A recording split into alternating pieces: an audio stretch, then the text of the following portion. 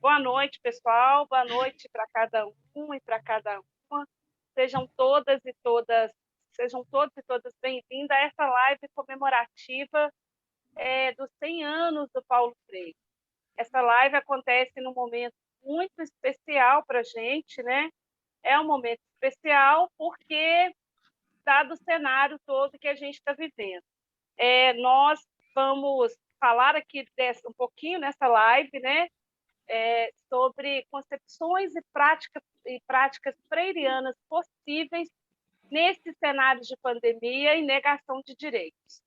Eu sou Patrícia Pereira, sou professora, mãe, militante, atualmente aqui na coordenação de contagem, aqui comigo à mesa o Ivanil, o Carmo Gomes, nosso também diretor de sindicato, coordenador de comunicação, escritor. Aí também conosco está aí, acho que eu vi o Maurício, nosso coordenador de formação, aqui do sindicato também. Então, é muito importante para a gente fazer essa live. Queria dar boas-vindas a todas e todos que estão aqui nessa sala nossa, no Zoom. A previsão é que a gente faça no máximo 2 horas de live. Nós vamos fazer a seguinte metodologia. Nós vamos abrir com os convidados, que são do MST, o Renê e a Vander Lúcia, do Setorial de Educação do MST. Depois vamos abrir aqui para algumas pessoas da categoria aqui, falar um pouquinho sobre essas concepções e práticas freirianas nesses cenários de pandemia e negação de direitos, e dizer que é um momento muito importante para a gente, viu, Vander Lúcia, Renê, que é um prazer receber vocês, né? A Rosilene intermediou essa conversa, e a gente faz no momento que a gente está precisando muito se abraçar, estar junto, né? Mesmo que virtualmente, e compartilhar afeto, né? Nós estamos tendo muita perda, perdemos militantes assim, muito importantes, né, para a nossa trajetória, companheiros importantes de luta têm tombado, né, que vão fazer muita falta para a gente. Estamos sobre aí um governo genocida, negacionista, e que hoje falou que tem professor demais, né, que não precisa de tanto professor, mas, ao mesmo tempo, também tivemos, né, a justiça determinou que ele não tem, que ele não pode ofender a honra de Paulo Freire, né, esse governo aí que está fazendo as pessoas comerem osso, que é responsável por quase 600 mil mortes, que está fazendo aí o gás está caro, a luz, a comida, o arroz, o feijão, que aumentou a miséria, a fome e a desesperança das pessoas, né? Governo de morte. Então, lembrar o legado de Paulo Freire nessa live para a gente alimentar também a nossa esperança, para a gente seguir resistindo e para a gente, né, alimentar aí a nossa fé para a gente seguir na nossa batalha para um mundo melhor. Eu falava antes com o Renê e com a Vander Lúcia, que é um prazer imenso. Eu sempre fui doida para fazer um CRB, nunca consegui fazer, um monte de tarefa. Olha, quem sabe essa live aqui hoje não é um pontapé para a gente construir, né, a possibilidade dessa construção, né, desse CRB. Eu tive na escola Florestan Fernandes de 2014 e fiquei muito assim bacana, assim, gostei muito da formação, da experiência. E aí é isso. Então nós vamos falar um pouquinho, falar sobre o Paulo Freire, sobre o legado, a importância, sobre os ataques bizarros que ele sofre, né? O impacto do Paulo Freire para nós, para os movimentos, na formação, né? O Paulo Freire que é muito destratado por esse governo, né? Os destratores deles que mentiram aí, que tinham cursos, né, em universidades, a Damares, o Salles, o Ventralbe, o Vélez Rodrigues, né? Mentiram no currículo, inclusive de universidades em que Paulo Freire está lá como disciplina obrigatória, né, que é da Universidade de Yale. Então, para falar sobre isso tudo, sobre a importância, né, do Paulo Freire, que é patrono da educação brasileira, e principalmente sobre quanto isso, para nós, nesse momento, nos fortalece, nos anima, é que a gente vai conversar aí com a Vanderlúcia e com o Renê do MST. Antes de passar para a Vanderlúcia, pedir para o nosso poeta de plantão, que acabou de escrever um livro, Ivanil, falar um poema para a gente. Então, seja muito bem-vinda, Vanderlúcia, e seja muito bem-vindo também, Renê, se apresente, fale, né, fique à vontade. Aí vou passar para o Ivanil falar o poema e passar já para a Vanderlúcia. Sejam muito bem-vindos os companheiros que estão conosco, Vanderlúcia. Essas pessoas que estão aqui na sala são as pessoas com as quais, né, Maurício, Ivanil, todos os dias nós temos resistido. São os nossos companheiros e companheiras mesmo, de fé, de batalha, de cada dia, de cada hora, sabe? São esses que estão conosco aqui nesse momento. É com você, Ivanil, para dar as boas-vindas aí e depois passar para a Vanderlei. Então tá, Patrícia, falar de Paulo Freire, né? Falar da boniteza das coisas, e aí então eu escolhi um poema aqui dos versos sinceros do grande poeta cubano José Martí. É o poema número 30 desse livrinho. O raio risca sangrento, a nuvem sombreia o chão, lança o barco cento a cento, os negros pelo portão. O vento feroz quebrava as aroeiras copadas, andava a fileira, andava daqueles escravos desnudos. O temporal sacudia, os barracões lotados, uma mãe com sua cria passava em altos brados. Rubro, como no deserto, saiu o sol no horizonte e iluminou um escravo morto sobre um arbusto no monte.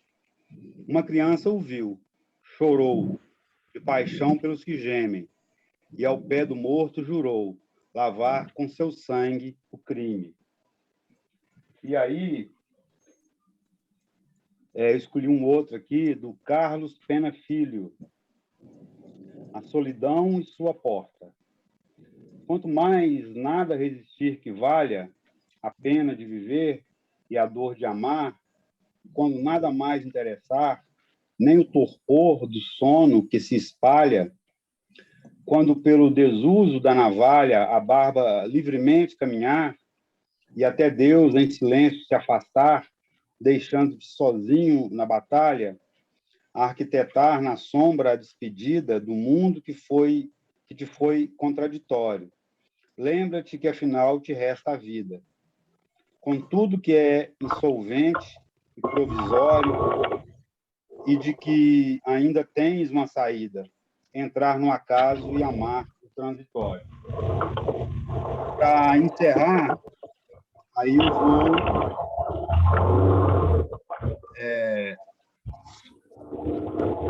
apresentar aqui um poema que está no meu livro. Eu vou pedir, Ivanil, depois para você fechar os microfones, deixar só de quem estiver falando. Ah, ok. Então, é um poema que foi escrito quando do crime em Mariana, né, que destruiu o Rio Doce, né? Adeus, Uatu. E aí, muito bem lembrado pelo Lobão, nosso companheiro aí, o Uatu é o nome no idioma dos Krenak, dos índios, né, para o Rio Doce. Desce, podre lama, lama, lama. Doce era o rio, desce o rio, doce não é mais. Morre peixe, corre, peixe, vai, vida, não volta mais. Via alma, a fama, vai na lama, vai, puta, pra cama. O barro doce desce o doce. Chora o atu, chora povo sagrado, chora mãe velha, chora índio, índia, chora um borum. Triste a sina, sangra o rio, barro nem patelha. nem a pestilência, nem as pragas daquele lugar longe onde corre o irmão Nilo. Chora o irmão Chico, chora o irmão das velhas. Chora mundo, Paris, num rio de sangue. Chora o filho. Chora o povo dos botoque, dos batuque. Sangra doce, sangra o atu, rio sagrado. Peixes não nadam, tudo é morte. Corre, curimba, curimatã, pacu, corre, coitado. Jabuti, sapo-boi, capivara, cotia, jacaré, paca, tatu. Cadê vocês? Cadê vocês da ribeirinha? Cadê meu doce? Cadê onça amarelinha? Morreu o doce, o mel, morreu o atu. Água turvou, avermelhou, sangrou, virou gel. Turvou meus olhos, não vejo mais. Secaram minhas lágrimas, não choro mais. Seu doce não é doce, amarga fel. Adeus, o atu. Aí, então, eu passo para Marluce. A Vanderlúcia, desculpa. Vanderlúcia, seja muito bem-vinda, Vanderlúcia, com você a palavra. Seja muito bem-vinda. Obrigada, Rosilene, né? Rosilene? Patrícia. Patrícia. Patrícia. Obrigada, Patrícia. Boa noite a todos e todas. É um prazer estar aqui com vocês, né? E eu agradeço muito pelo convite. Sempre que a gente está se reunindo em nome de Paulo Freire, vale a pena, porque a nossa causa não é pequena. Então, é nesse sentido que eu fico muito contente de estar aqui com vocês hoje para a gente dialogar um pouco, fazer essa roda de diálogo, né, sobre Paulo Freire e a presença de Paulo Freire no nosso meio, né? No meio das nossas práticas, das nossas lutas, principalmente, vou falar desde o MST, né, que desde onde que eu atuo, né? Só um momentinho aqui, gente, que eu vou pedir para o meu menino baixar. Ô, Luiz Anjo, baixa aí as tuas coisas, tá? Eu desliguei, mãe. Tá bom. Aqui, casa que tem muita gente. Tá bom. Então, eu queria começar, assim, para a gente trabalhar um pouco nessa questão das nossas concepções e práticas freirianas no MST. Eu queria trazer uma frase dele que, para nós, é bem significativa, né? E dá bastante o tom da intencionalidade do que foi, do que é a nossa luta hoje no MST, inspirados pelo Paulo Freire, né? Não há utopia verdadeira fora da tensão entre a denúncia de um presente tornando-se cada vez mais intolerável, o anúncio de um futuro a ser criado, construído política, eticamente, por nós, mulheres e homens organizados. Paulo Freire. Então, essa frase ela diz muito, né, que não há utopia, né, não há, fora dessa tensão do que é a nossa realidade, do que nos impõe essa conjuntura de exclusão, a que nós temos, principalmente a classe trabalhadora, ter vivido, né, durante todos esses anos, né, de construção do Brasil e de exclusão do povo oprimido. Então, nessa perspectiva, eu combinei um pouco com o René, que aí eu ia trazer um pouco essa introdução nossas práticas de educação, né, baseadas na pedagogia de Paulo Freire, nos exemplos de Paulo Freire, um pouco fazendo essa trajetória da educação popular rapidamente. E aí depois a gente vai entrar mais no que o René vai trazer, que é a nossa experiência aí mais recente do CRB, né?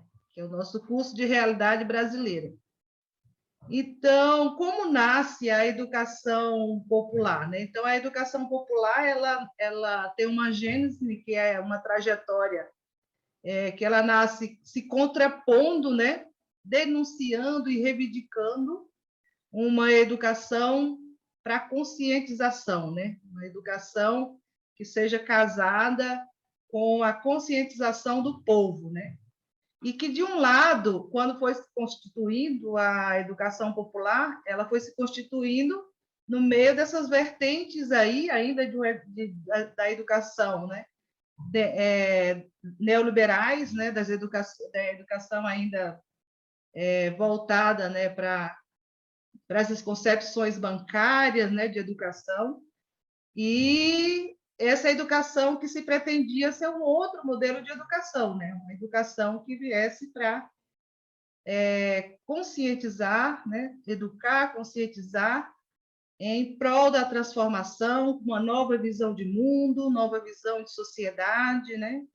E que fosse nessa perspectiva, a gente sempre coloca, e principalmente no MST, sempre nessa perspectiva de uma educação que fosse realmente popular, e nessa busca também da libertação do povo, de uma sociedade mais justa para todos, de uma sociedade para nós socialista, né? Então, nós nos baseamos muito nessas questões aí de Paulo Freire, nessas perspectivas, né? E assim, só passando rapidamente o que de fato eram as vertentes, né, de uma educação mais neoliberais, né, das vertentes neoliberais, que aí nós já estudamos bastante, vocês com certeza também, nessas vários estudos aí de Paulo Freire, principalmente da pedagogia do oprimido, a gente ele traz muito as reflexões sobre o que foi, né, o que era a educação bancária, essa educação depositária, que deposita conteúdos, né, que tem o aluno como apenas um depósito, não reflete, e não quer mesmo que o aluno se torne uma pessoa reflexiva, né? Quer mesmo que o aluno seja uma pessoa que apenas absorva os conhecimentos sem questionar. Então, essa prática aí, nessa prática neoliberal, né? Essas práticas da educação bancária, que a gente sabe que existia fortemente e ainda existe. E educação também com comportamentos, né? Valores, quais eram os valores dessa educação? Felizmente, um comportamento de valores para reforçar o individualismo, a competitividade, né, das pessoas, como se as pessoas, principalmente os pobres, pudessem sobreviver sozinhos, né? E a gente sabe que se o pobre não se unir com o outro, não se juntar com o outro, não trabalhar mais coletivamente, é difícil a sobrevivência, né? Então, mas se prega muito na educação neoliberal essa questão do individualismo, da competitividade, né? E também de uma neutralidade, né? E de uma acomodação das pessoas diante de um sistema que a gente tem aí, né?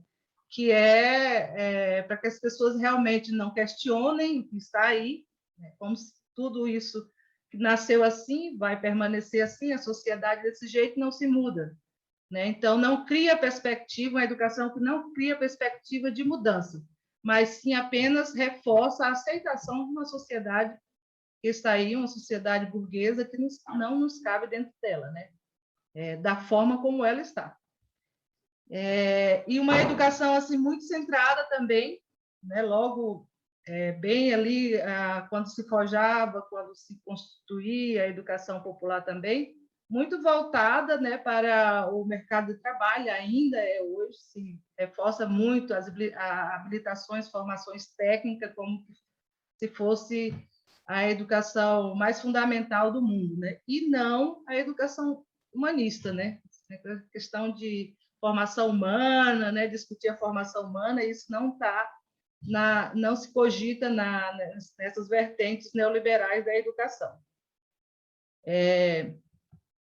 E uma outra, aí a gente traz também, né, essas concepções que também foram surgindo, que é da educação na vertente mais socialista e popular, que o MST sempre teve muito presente, né?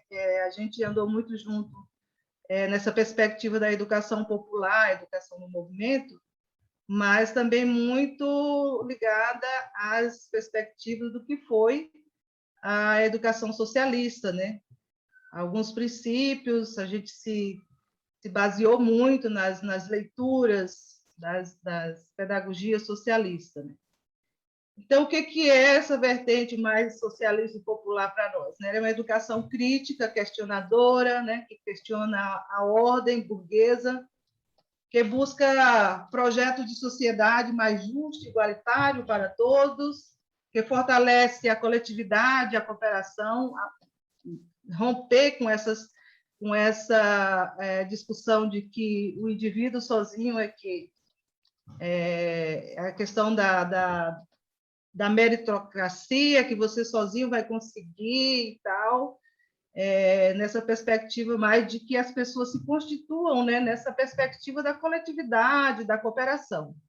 Numa educação também, educação não somente para formar os trabalhadores, né, mas para a classe trabalhadora, que sirva a classe trabalhadora, não somente como formação de obra, mas como uma formação integral do ser humano, né? A classe trabalhadora, ela pode se formar no que ela quiser, né? Então, quando uma educação for voltada de fato para a classe trabalhadora, ela pode ser o que quiser. Ela pode ser médico, ela pode ser advogado, pode ser um professor, um educador, um cientista, né? Então, a classe trabalhadora precisa de todos esses serviços, precisa também se formar em todos esses serviços. Então, que seja voltada, de fato, né, para a classe trabalhadora e nessa defesa dos direitos do que a classe trabalhadora tem direito, né? Educação que traga os direitos, de fato, da classe trabalhadora. E essa educação, que é mais na vertente popular, a gente sabe, né, que foi muito influenciada a educação popular nesse pensamento de Paulo Freire, que muito contribuiu. Vários outros companheiros se somaram com ele nessa luta aí por construir uma perspectiva de educação diferenciada.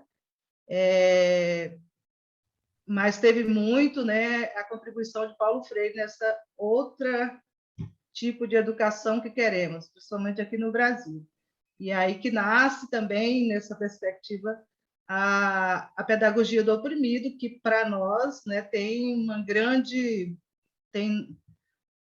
nos ajudado muito nessa questão de compreender mais e também nos desafiar a fazer essa luta por educação, né? Então, nesse contexto todo que vinha se forjando já antes de 1960, né, que Paulo Freire vinha emergindo todas essas práticas, todas essas concepções, essas discussões na sociedade, né, e via também muito em função das lutas que nos antecederam aí, mas isso tudo a gente sabe já na história que foi tudo golpeado, foi tudo atropelado, né? Então nós fomos massacrados, de fato, nas nossas trajetória aí inicial de grandes concepções pedagógicas populares da educação popular na época do golpe, né? Então tivemos um pensamento meio que interrompido, mas não acabado, né? Fomos atropelados, fomos interrompidos, mas a gente ficou vivo ainda, ficou bastante vivo. Quando a gente pôde voltar, a gente rapidamente voltou, né? Então, a ditadura foi terrível, né? Porque muita gente, os movimentos se acabaram, muita gente foi para a clandestinidade, o próprio Paulo Freire teve que sair do Brasil, que era o nosso grande educador. Então, ficamos um tempo aí, né, meio paralisados diante dessa ditadura. Mas aí, assim, o povo não vai viver eternamente, né? Assim, as pessoas sempre dão o seu jeito de retornar à luta, de retomar a luta. E aí a gente considera que foi um marco importante mesmo, já depois de um tempo grande, né, vivendo nesse período de ditadura, sem movimentação, sem movimentos organizados, mas a necessidade faz a força, né? E a gente tem aí o período de 1979, onde teve uma grande retomada das lutas sociais, da luta popular e, consequentemente, a luta da educação popular se reviveu novamente, né? Reviveu nessas lutas, e a gente, desde o MST, a gente considera que a luta pela terra, né? Que a retomada da luta pela terra nas primeiras ocupações, a ideia de lutar por educação, né? De construir, tentar construir as nossas escolas, exigir que os acampamentos tivessem escola dentro dos seus acampamentos e assentamentos, e a gente queria uma escola de qualidade, a gente queria um outro tipo de educação, né, que viesse contribuir também com a nossa luta, bem na perspectiva da educação freiriana, né, que é essa educação que fortaleça também a luta dos trabalhadores, né, que não tenham preconceito, principalmente com quem faz a luta pela terra, né, a luta pela dignidade, a luta por moradia, por direito a produzir na terra, tirar seu pão, seu sustento, né? Então, uma educação que começava a disputar a hegemonia, né, de um outro projeto de sociedade. Então, uma educação muito baseada na pedagogia de Paulo Freire. Educação. E aí, nessa perspectiva de luta por escola, de conquista de escola, de alguma escola muito na marra, para dentro dos nossos assentamentos e acampamentos, nós também fomos construindo essa concepção de educação que a gente tem, né? Então, vamos construindo nossos princípios, e nessa busca aí a gente também foi despertando, né, pela necessidade de lutar por políticas públicas para a educação do campo, a educação dos nossos assentamentos, acampamentos, mas não somente para os nossos acampamentos e assentamentos, mas também para todo o campo, né? Então, nessa retomada aí que a gente considera que foi o marco aí para nós inicial dessa luta por educação, bem na perspectiva aí também nessa perspectiva de construir essas concepções de educação. Eu já falei antes que a gente baseou muito na pedagogia socialista, por trazer. Aí nós tivemos vários autores, dos pioneiros da pedagogia russa, né, que traziam o próprio Pistrak, a pedagogia junto com o trabalho, formar pelo trabalho, para o trabalho, a pedagogia da própria, as reflexões da Krupskaya, de Makarenko, da questão da coletividade. A gente se fundamentou muito nisso para construir pedagogicamente nossos projetos político-pedagógicos, né? E aí, nessa perspectiva de que sem teoria revolucionária não há prática revolucionária, como já dizia o Lenin, né? Então, a gente também a gente se fundamentou muito nesse pilar que foi a educação na perspectiva da educação mais socialista. E aí uma outra pilar que também nos sustentou nas nossas produções e na construção das nossas práticas foi a pedagogia do oprimido, como eu já falei, né, diante das suas concepções, que o próprio Paulo Freire reflete, né? Quem melhor, eu acho que é uma coisa que eu destaco também da pedagogia do oprimido, que para nós é fundamental e nos traz como lições, que é quem melhor que os oprimidos se encontrará preparado para entender o significado terrível de uma sociedade opressora? Quem sentirá melhor que eles os efeitos da opressão? Quem mais que eles para ir compreendendo a necessidade da libertação?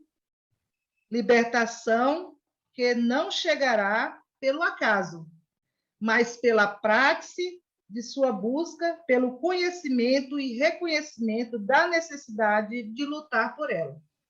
Então, nessa parte aí, a gente se assegura muito que é por aí mesmo. Assim, a gente sabia que ou era a gente que construía a nossa proposta de educação da forma como a gente gostaria que fosse, né, que respeitasse a nossa caminhada como trabalhadores, né, nessa questão no processo da legítima, que nós sabemos é a legítima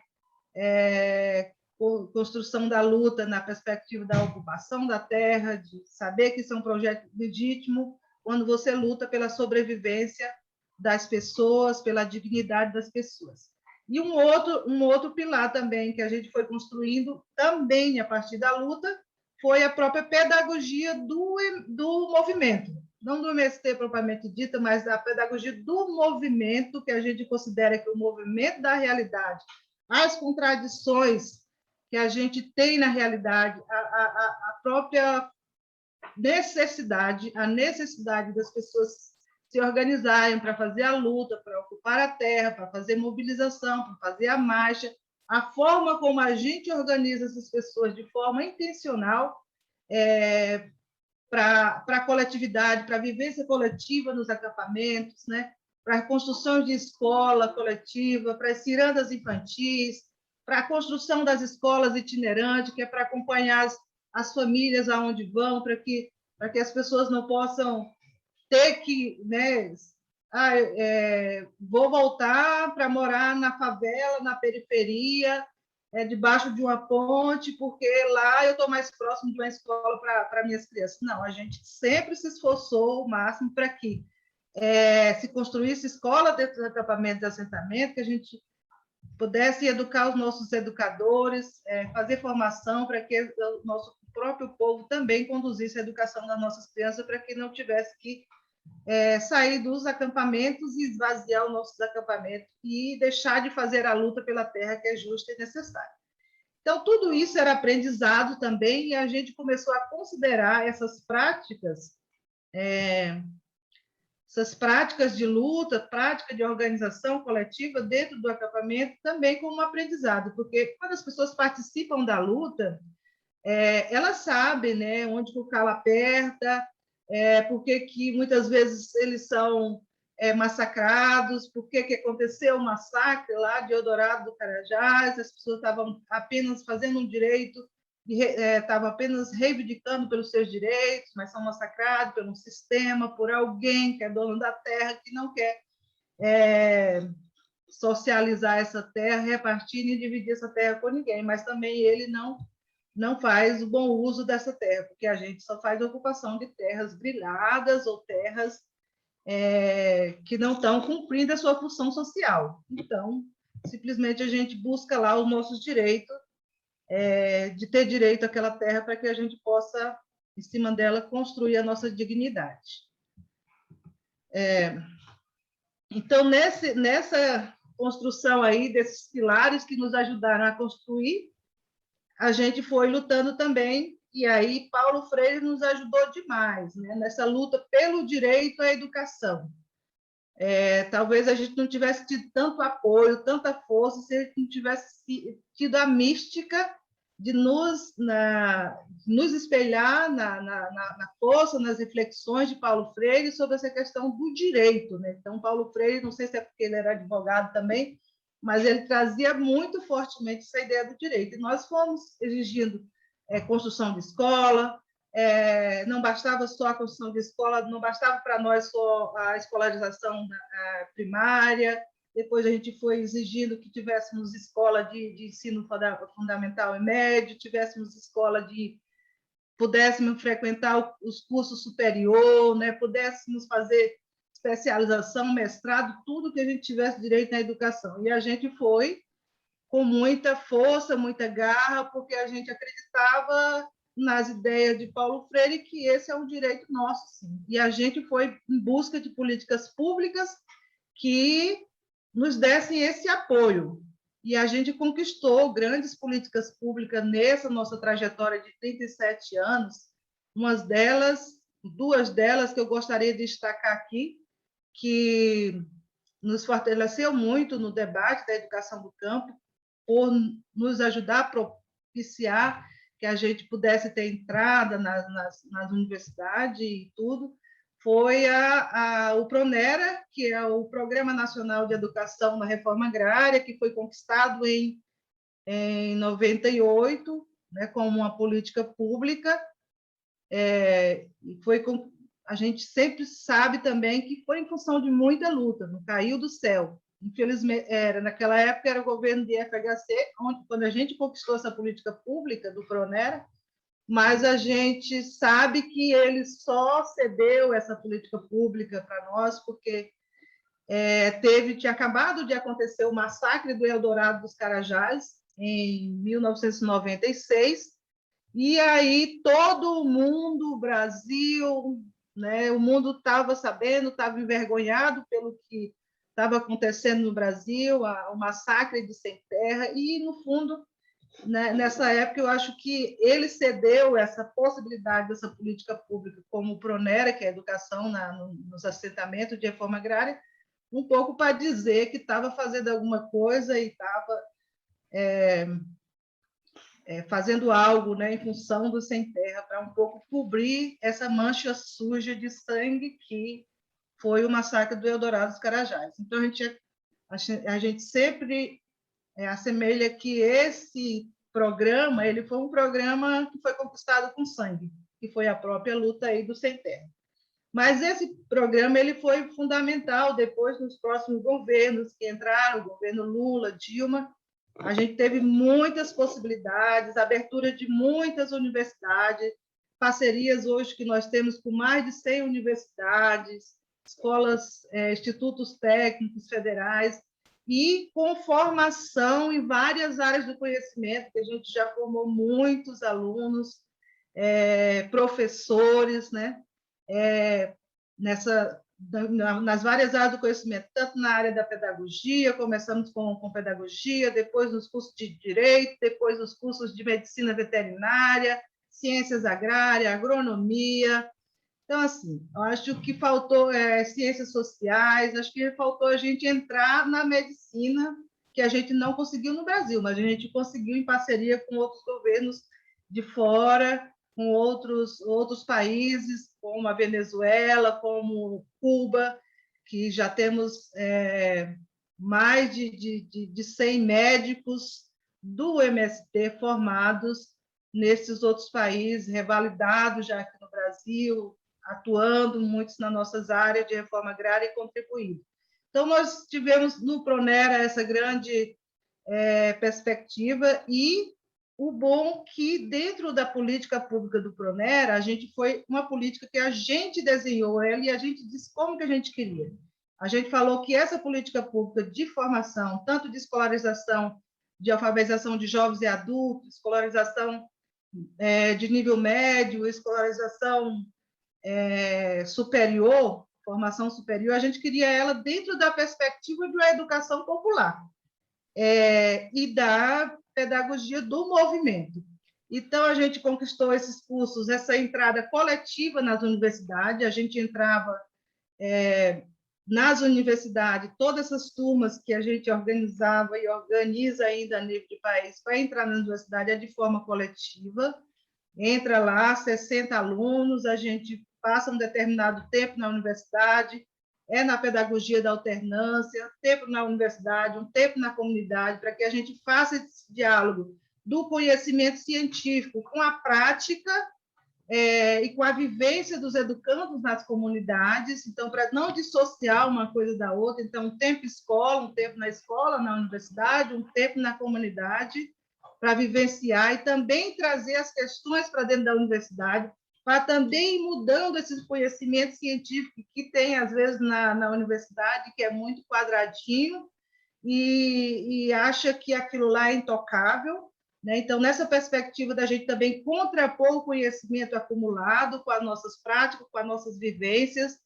Então, isso é fundamental e a gente nunca vai perder de vista nas nossas práticas que essa concepção do diálogo, sempre da formação em diálogo com a realidade, seja lá onde que a gente esteja, seja na universidade, seja na escola dos nossos assentamentos, que a gente também, quando já é no assentamento, já vive a vida do assentamento, então não há muita essa necessidade do ida e volta. Mas quando a gente está fazendo na formação dos cursos superiores, que é nessas parcerias com as universidades, aí a gente, de fato, quer garantir que essa educação seja assim, para dialogar prática, teoria e prática, nessa permanência da formação.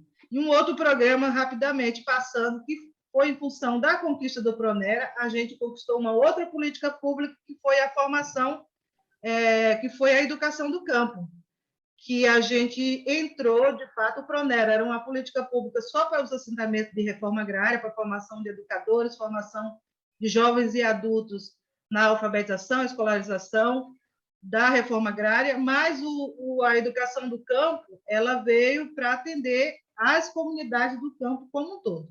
Formação de educadores, né, para as escolas do campo, uma formação específica para os educadores que atuam dentro das nossas escolas do campo, porque isso é uma necessidade também. Não adianta nada a gente ter um princípio, uma proposta de educação popular e os nossos educadores não serem formados dentro dessa concepção. Então, foi formulado um propósito, um projeto de formação de educadores do campo, e também já formamos milhares de professores, né, nas universidades, em parceria com as universidades também, e só que a nossa sorte é que este programa, como foi via MEC, a gente conquistou dentro do MEC essa possibilidade dessa formação, e pena que foi só na área das pedagogias, da licenciatura, né, mas a gente conquistou isso dentro do leito do Rio do próprio MEC. Então, isso foi, mesmo agora, depois que entrou o governo, essa coisa ruim que está aí, que é o Bolsonaro, que acabou com as nossas políticas públicas, diminuiu cortou os nossos recursos, principalmente no Pronera, então está bem minguado, não existe recurso para o Pronera, para a formação, continuar a nossa formação dos nossos jovens. Então, a licenciatura ela é permanente dentro da universidade, então ela virou como um curso regular dentro da universidade. Então, nessa perspectiva, foi um programa que, pelo menos, esse aí está se sustentando, por isso, porque entrou no leito do Rio, da universidade, e nossos professores do campo continuam se formando. Mas tudo isso foi um bojo de experiências, de propostas que facilitou ou que está contribuindo bastante com o avanço da nossa educação dentro das nossas áreas de assentamento e no campo como um todo, né? Então, muitas formulações, muitos educadores puderam fazer concurso para entrar na universidade, para serem os nossos educadores dos cursos de licenciatura. Foram mais de 600 educadores que entraram nas universidades via esse programa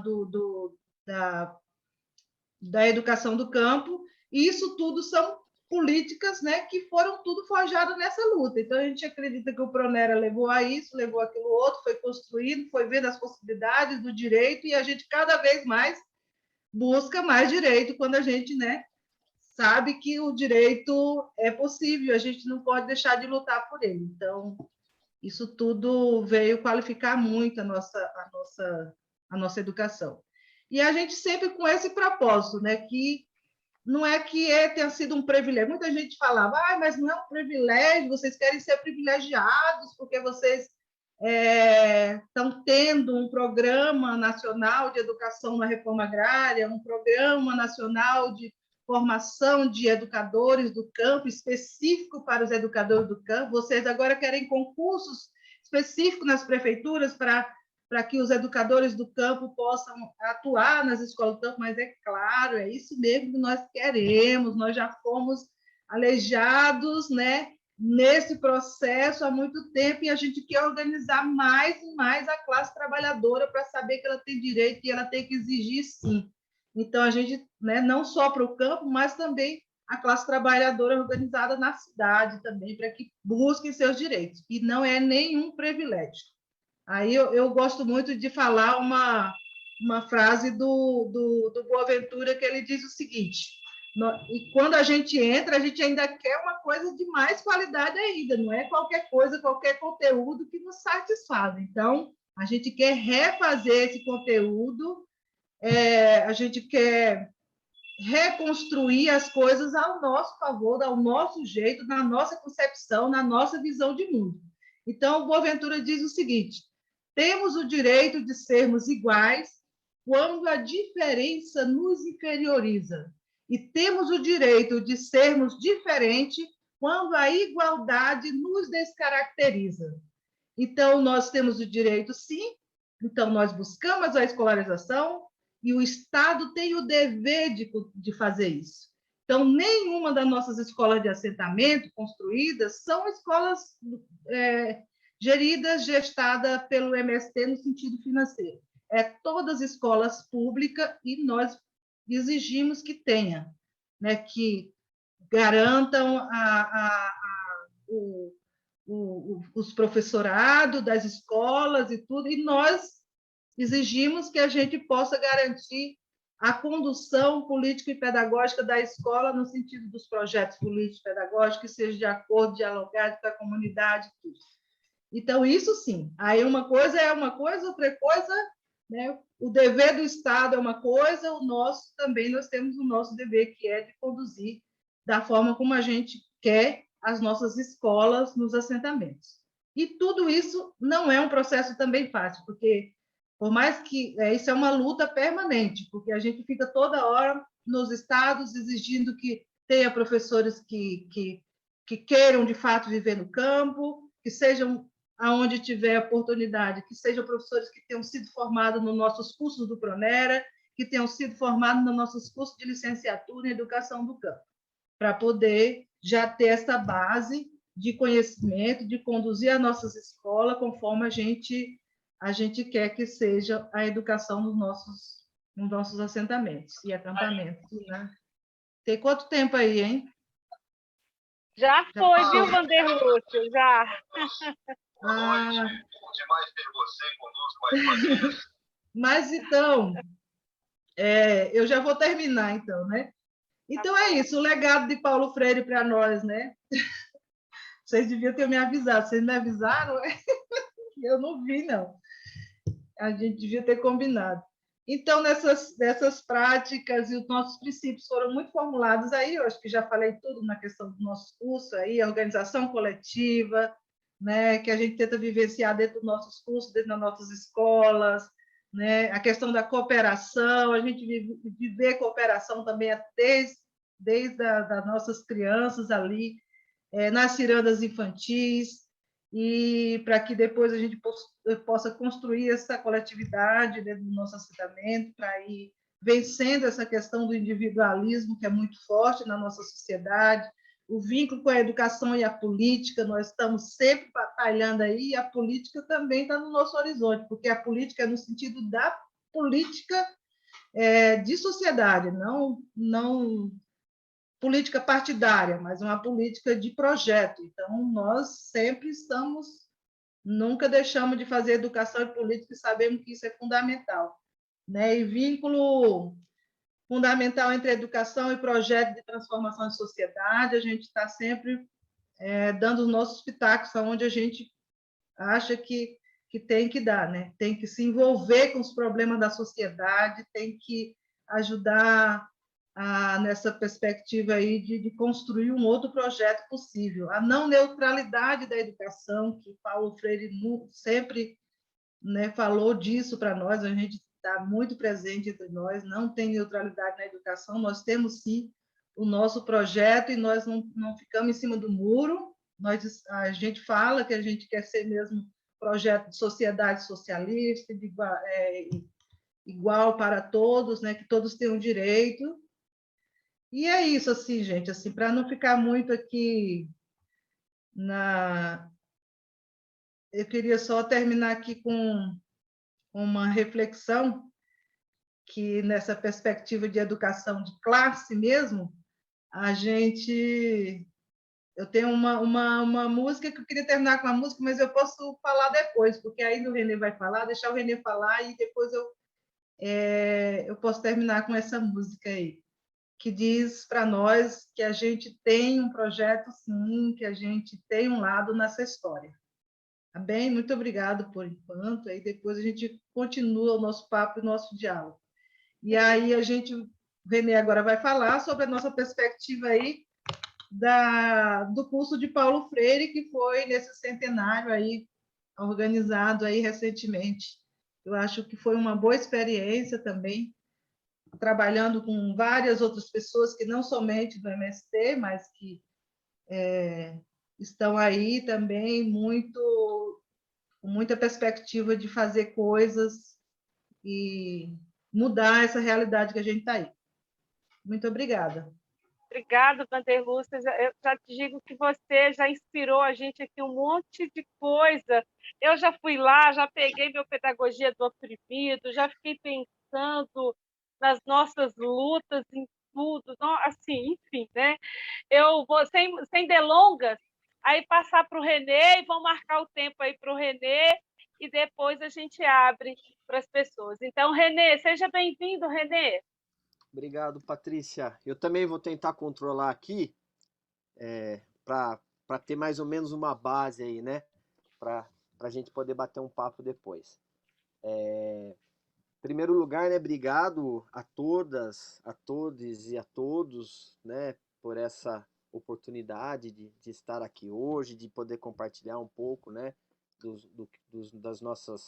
Das coisas que a gente veio construindo, das coisas que a gente veio organizando, enfim, de tudo aquilo que faz muito parte, né, do MST, da questão da formação, da educação, né, que faz a gente tente sempre fazer algo que possa inspirar e que possa fazer com que de fato as coisas aconteçam, né.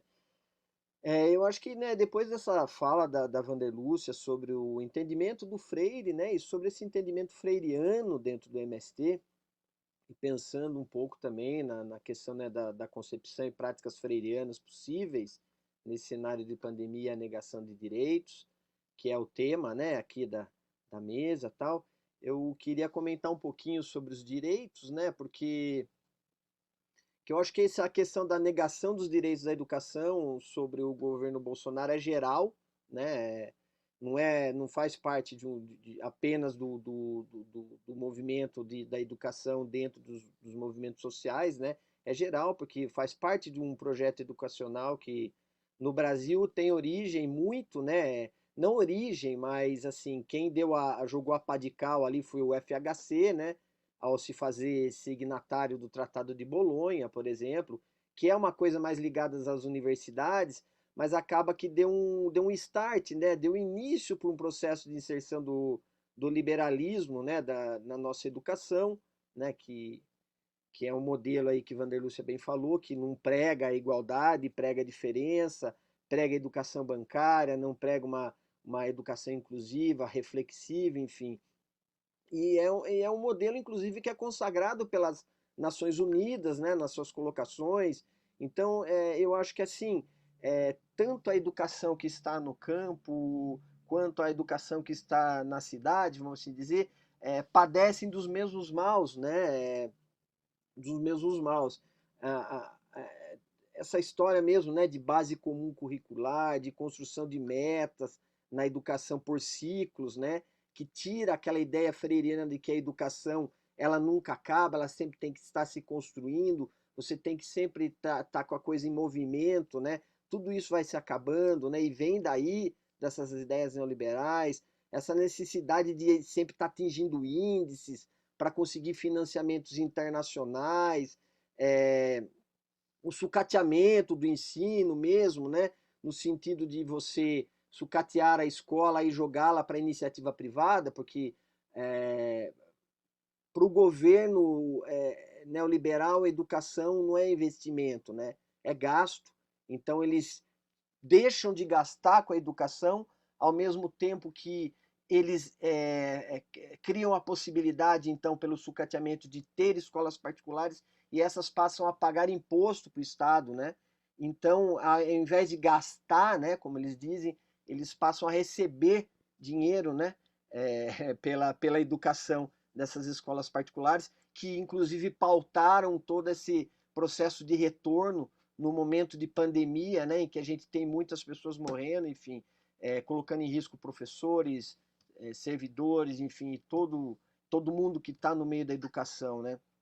Então, é um projeto que não é voltado para libertar o Brasil, né? É um projeto que visa aí fazer com que as potências imperialistas continuem a nos subjugar, continuem a fazer o que elas querem com a gente, né? Então, vamos concordar que nada de freiriano tem nisso, né? Nesse projeto estatal, né? Temos alguns soluços que foram acontecendo ao longo da história, como o próprio Pronera, a educação no campo, mas no grosso da coisa mesmo, né, é horroroso, né?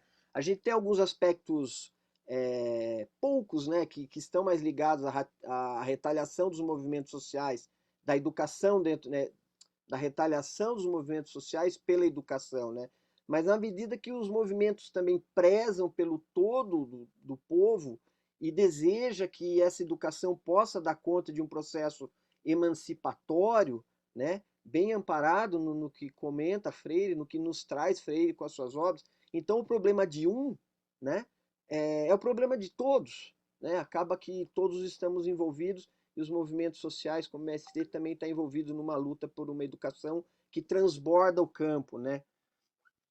Então, não há um e outro entre trabalhadores, né?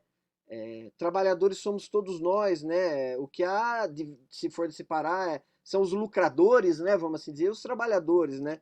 Então a gente tem que de fato esperançar juntos, né? Como também coloca Freire, para a gente poder galgar, né? Avançar nesse território do inimigo, nesse território capitalista que tanto nos faz mal com seus venenos, com as suas sementes, com a sua forma de transformar a terra, né, no sentido de criar grandes lavouras exportadoras de comida que não vai para a mesa do povo, né?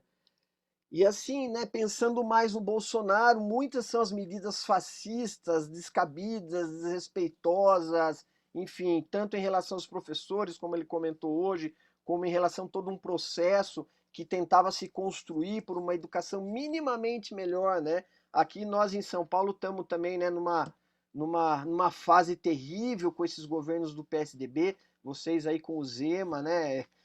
Também não é diferente, com os anteriores também não é diferente, né? Enfim, mas assim, essa coisa de inserção de 40% de ensino médio no EAD, né? É terrível, né? Para a gente aqui do campo, né? No campo, 75% do povo não tem acesso regular à internet, né? Então é uma coisa terrível, uma ideia como essa. Essa coisa da pauta dos costumes, né? Que criminaliza os movimentos sociais, essa coisa da escola sem partido, de ideologia do gênero, educação domiciliar, armamentos da população, né? Tudo isso são coisas específicas que tentam desmontar um pouco mais a educação dentro dos movimentos sociais, mas que também estão muito ligados com a educação fora, né, do movimento social. A coisa do Pronera, que, né, como o Vanderlúcia comentou, uma importante política pública que formou mais de 200 mil pessoas nos seus mais variados níveis, né, da educação. Fechou, né, eles acabaram com o Pronera, né, acabaram com a secretaria que existia dentro do INCRA, que cuidava do Pronera. Então, assim, por mais que ele exista, ele foi minado, né, vamos assim dizer, e isso é muito triste, porque foi uma importante política pública, né, que traz muitas coisas boas, né. Fechou mais de 145 mil vagas nas escolas do campo, né, escolas do campo que o Naban, né, que é o secretário dos Assuntos Fundiários, chama de fabriquinha de comunista, né, esse o nível do que nós enfrentamos hoje, né.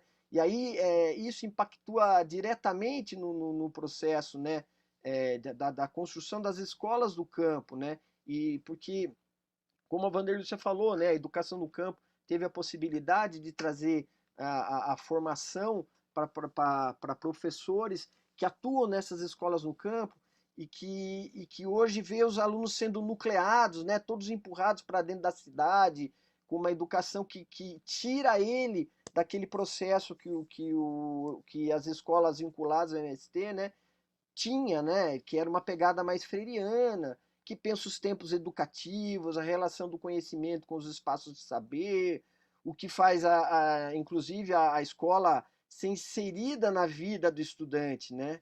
E daí os estudantes veem a escola, né, como um espaço de estudo, vê também a escola como espaço de trabalho, vê também a escola como espaço de organização, de aprendizado de vida, enfim. Tudo isso é muito amparado no que coloca a pedagogia socialista, no que coloca Freire, né? Essa coisa de que a escola tem que ter uma validade, tem que estar no espaço de vida das pessoas, enfim, uma construção que faça sentido, né?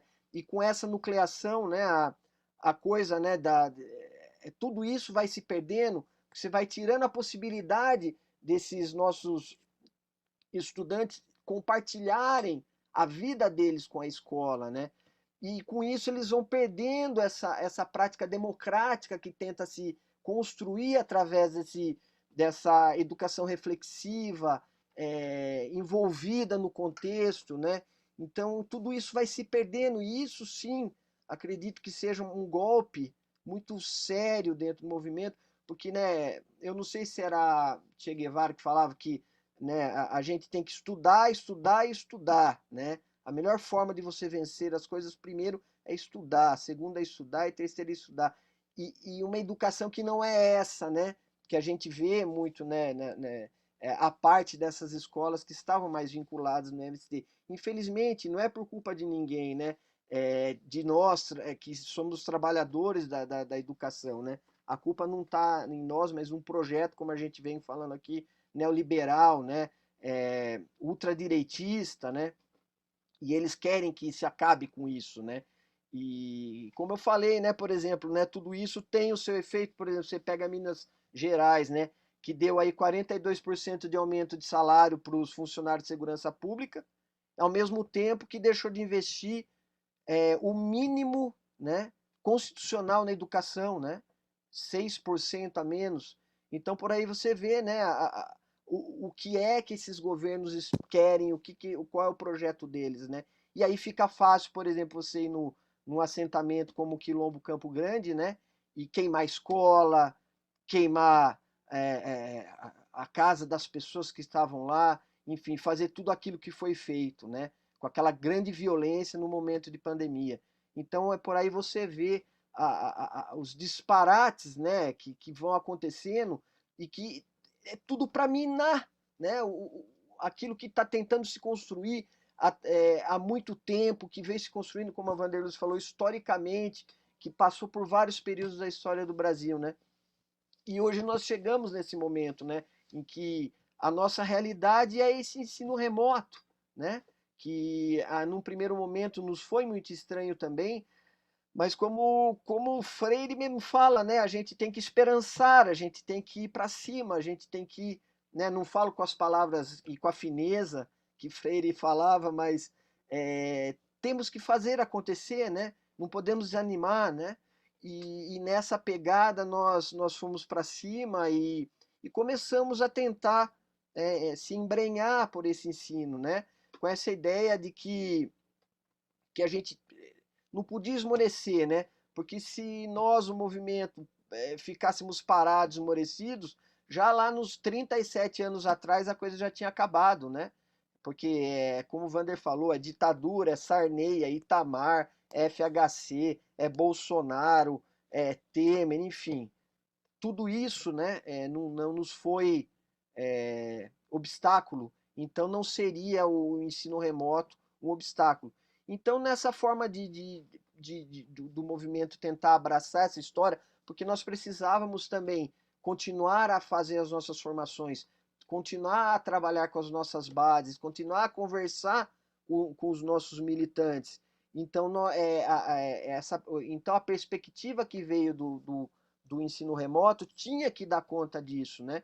Porque a nossa solidariedade, né, não era só a de distribuir marmitas, aí mais de 1 milhão de marmitas, mais de 1 tonelada de alimentos, né? Então a nossa solidariedade, a nossa forma de tentar dividir o que a gente tinha, né, e não dar o resto, né, como é a solidariedade que vem dos projetos capitalistas de hoje, também estava amparado, né, em matar a fome de conhecimento das pessoas. E assim nós fomos organizando, montamos um site que, né, chama Formação em Tempos de Corona, e esse site ele passou a abrigar, né? Se vocês procurarem aí no Google, vai aparecer lá. Eu, ao final, aqui eu posso procurar o link e passar aqui no chat. E nesse site, né, a gente já tem mais de 120 mil visitas, mais de 35, 37 cursos aí, muito material de estudo, né? Cursos que estão acontecendo e cursos que já aconteceram, todos com suas videoaulas lá, hospedadas, organizadas, enfim. É uma coisa bonita, né? Em que, inclusive, todos os primos aí do movimento acabam tendo uma formação, todas hospedadas ali. Então virou um portal, na verdade, né?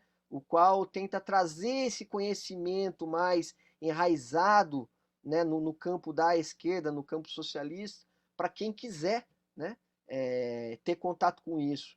E nessa perspectiva, né, e dentro desse processo de construção do centenário do Paulo Freire, que nós montamos, né, um CRB, Paulo Freire Educador do Povo, que foi uma grande experiência no sentido de que não estávamos tão contentes com uma formação online que apenas levasse um assessor, uma pessoa a se contribuir, né? E aí só a posteriori que os cursistas estariam ali fazendo contato.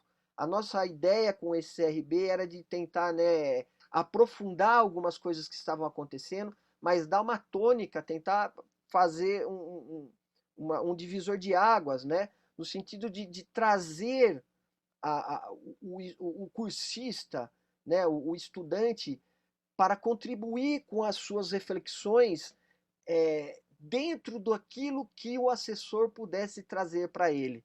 Né? Então, o CRB por si só, quando ele é feito de maneira presencial, pegamos o total dos cursistas e esses cursistas são organizados em grupos menores, esses grupos são chamados de núcleo de base, e nesses grupos, né, presencialmente, há a figura de um coordenador. Esse coordenador vai animar esse grupo nos seus estudos, nos seus questionamentos, vai trazer questões norteadoras para esse grupo discutir o material daquele dia de estudo, vai ajudá-la a pensar na coordenação do dia, na mística, em tudo isso. E nós transportamos essa experiência para o ambiente virtual, organizando, né, então a formação através do WhatsApp, né, em que no WhatsApp nós tínhamos lá os núcleos de base, cada núcleo de base num grupinho, né, de WhatsApp, e dentro desse grupinho então tinha a figura desse assessor, tinha os temas norteadores, e os cursistas estavam ali para compartilhar o conhecimento, e entre uma aula e outra, os cursistas se encontravam, né, com videoconferências como essa aqui, em que eles debatiam o texto, eles explanavam, eles tiravam dúvida, eles se organizavam, eles faziam as coisas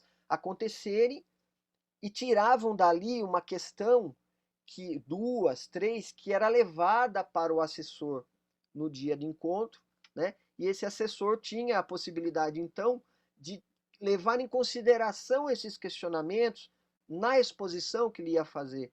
Então a gente tentou, meio que assim, né, aproximar uma coisa do mais presencial e do mais freiriano possível dentro desse ambiente virtual.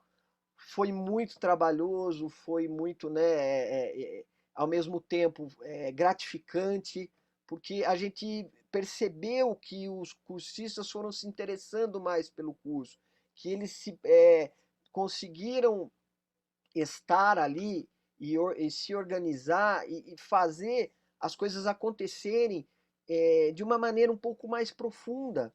E eles se sentiram, eles, né, dentro das sistematizações que nós fizemos, inclusive um último encontro para sistematizar, e nós, né, trabalhamos o livro A Pedagogia do Oprimido, né, cada encontro foi um capítulo, né, para cada capítulo um convidado diferente, e a gente via que, de fato, os cursistas que estavam acompanhando, eles saíam um pouco bastante satisfeitos com todo esse processo, embora também fosse cansativo para eles, porque nesse momento de pandemia a vida da gente ficou muito mais cansativa, né?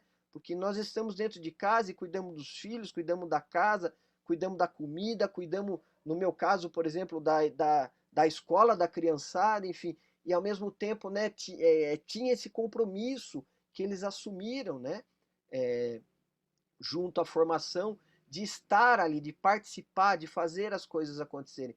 Então, assim, foi uma experiência muito legal e que agora está sendo replicada no interior do movimento, né?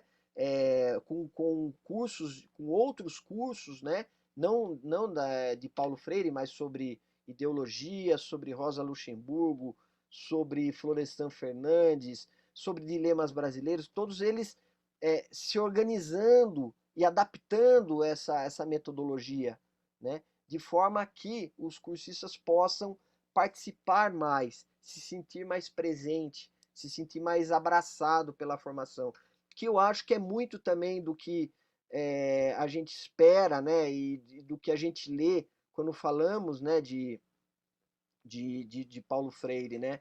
É a ideia de você esperançar, de você fugir dessas fórmulas prontas, de você tentar se organizar para que a educação aconteça de uma forma mais tranquila, de uma forma mais plural, que envolva o cursista, que faça com que ele tenha prazer e que ele perceba que aquilo que ele está aprendendo, ele está entendendo e conseguindo compartilhar, né? Então, nós estamos tentando ainda, né? Porque é sempre uma grande experiência, uma grande experimentação, essa coisa online que trouxe também, né? Demonstrou muitas outras rachaduras sociais, né? No Brasil, mas nós estamos, né? Nesse sentido de esperançar, né? Tentando fazer uma formação nessa pegada mais participativa e tentando compartilhar essas experiências para que, né, a gente possa trazer, inspirar ou fazer as pessoas pensarem, ou mesmo as pessoas falar, meu, vocês estão viajando, não é por aí, enfim, né? Mas eu tenho certeza que mesmo que depois que a pandemia for embora, né, com certeza a gente vai manter as nossas formações, né, nessa modalidade, né? E porque inclusive muita gente que não podia vir para as escolas de formações ou para os centros de formação, né, a Escola Nacional Paulo Freire, Florestan Fernandes, em Pernambuco, né, o Centro Paulo Freire, enfim, pessoas que estão nos fundões do Brasil conseguiram começaram a partilhar dessas formações, porque muitos deles estão na roça, não podiam se deslocar, enfim, com essa modalidade à distância teve esse ganho também. Então, por isso que eu sempre comento, né, que a formação à distância, o problema não é a distância, mas o como fazer o à distância, né? Não digo com isso que estamos fazendo o certo, o errado, mas está sendo uma experiência exitosa se compartilhar, né? E que a gente está conseguindo trazer, né, essa união entre todos, dentro dos coletivos que existem, né? E dos setores de formação, de educação do MST. E eu vou parando por aqui, porque senão eu vou começar a desembestar a falar, e aí nós não vamos ter tempo de bater um papo aí, tá bom? Mas é mais ou menos isso que eu queria trazer, né? Eu acho que temos muito a ganhar, né? Com esse compartilhamento de ideias, temos muito a ganhar com essas possibilidades, inclusive de pensarmos em CRBs, enfim, né?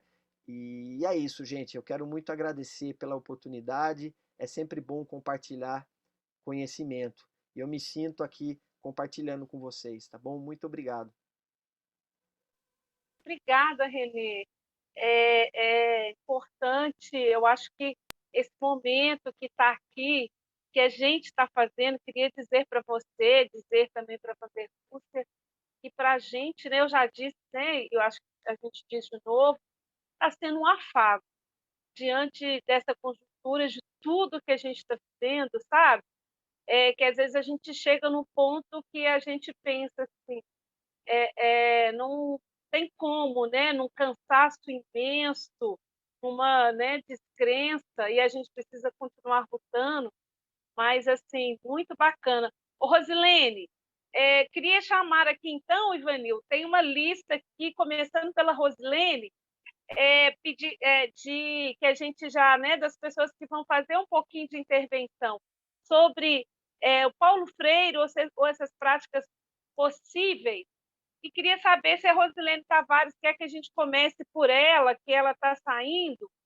E aí, nós temos aqui, e a gente queria combinar, né? A gente tinha combinado 10, combinar aí 7 minutos, 7 a 8 minutos, para aí começando, não sei se a Rose ainda saiu, para depois dar tempo. Já saiu? Não. Ô, Paty, eu estou Fala, aqui Freira. ainda. Ô, gente, eu só tenho a agradecer, mas eu tinha falado com o Paty que 7h30 eu tenho que participar de uma mesa lá do Cefet, onde eu faço a minha formação, então eu não posso deixar de participar lá. E quando a Patrícia marcou 6 horas, eu falei, Paty, eu posso ficar até 7h30, no máximo, estourando. Então, assim, gente, eu sinto muito, mas eu agradeço muito, eu queria muito ficar aqui. Eu vou ver se eu consigo ir lá e voltar ainda. E se puder, Naomi, gravar, para a gente poder ouvir depois com calma. Eu anotei tudo aqui. Vanderlúcia, Renê, muito obrigada por vocês terem